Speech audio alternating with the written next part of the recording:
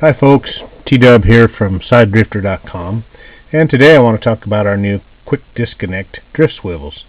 And it's a real simple idea. We simply take some sort of a swivel and we build a piece of 40 thousandths wire onto that, and then you take your hollow core pencil lead that you like to drift and just slide it onto that wire. Take a pair of pliers and just crimp that on there. And now I've got a nice solid connection that's not going to fly off, but when you hang this up, it will hopefully pull off before you break your line. So that's just a real great concept. The other advantage of it is I can have different weights of lead that I want to switch out pretty rapidly, and even though I've already squeezed this, I can go ahead and put it back on there and give it another crimp, and it'll work just fine. So that's pretty trick. It's pretty fancy. Works real good.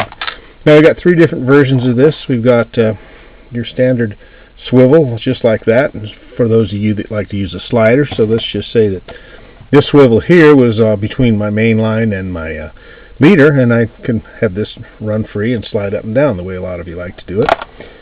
Another version is with a snap swivel, just a standard snap swivel, and that you can go ahead and clip on to your inline swivel, either on either side to your preference, and it works real good too. My favorite is what we call our triple swivel, and this is kind of hard to see, but it's actually two swivels built right into each other, and this lays exceptionally flat as it slides down the river bottom and avoids a lot of hang-ups just because of its configuration. But if it did hang up, it would go ahead and pull right off. So those work great.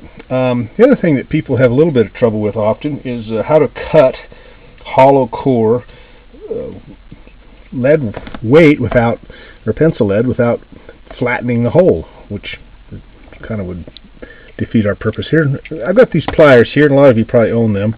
They've got this cutting edge here. I never really knew what it was for. I finally figured it out. It's for cutting hollow core. You go ahead and give that a start, like so.